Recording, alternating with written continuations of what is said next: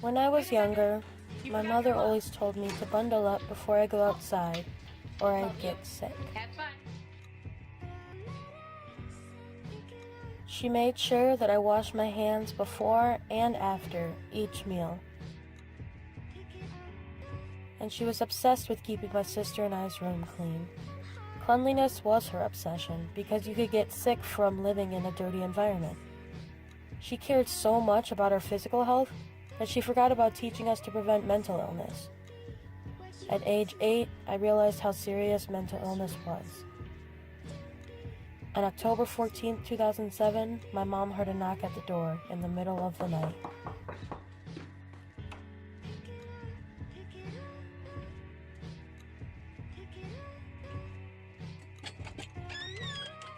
She received the awful news that my Uncle John had committed suicide. He had been suffering from mental illness for years. From my perspective, however, he was the happiest uncle ever. We went on spontaneous road trips to the south. We often went to the park, or swimming at the lake, and even sometimes just joking around at home. At this time, I realized that physical illnesses weren't the only thing to look out for. Soon after, my mom fell deep into depression. I didn't understand it then, but I now know that from that day forward, my mom was missing. Years went by, people came and left my life. But as I grew, I inherited the same numbness my mom had. My confidence, motivation, and happiness were no longer a part of me. There was definitely something wrong. This was my freshman year of high school, a time where most people changed, and I did too, but for the worst. I was missing so much school. I began cutting in order to feel better, and in reality, it just hurt more. I became antisocial, and my circle of friends got smaller and smaller as the years progressed. One day, I finally realized that I wasn't myself anymore. I had to put on a mask every day.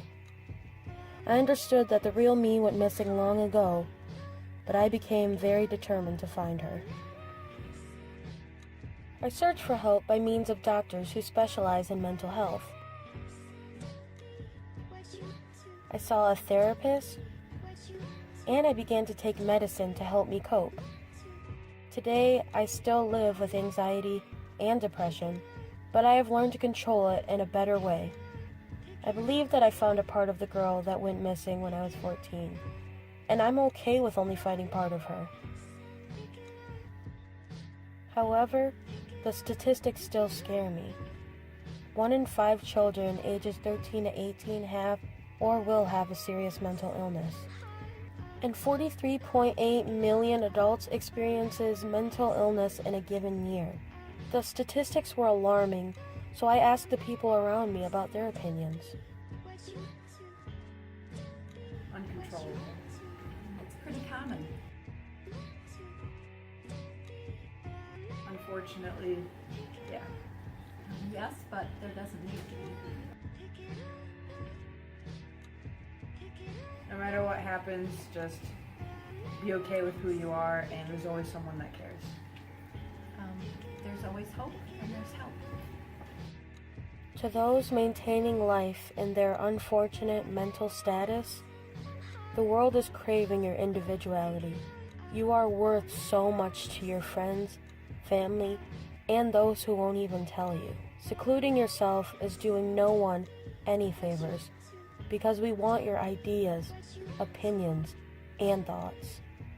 Don't let mental illness take you away from this planet, leaving the ones who love you confused and hurt. Stop the stigma before it becomes an epidemic. We love you, and stay strong.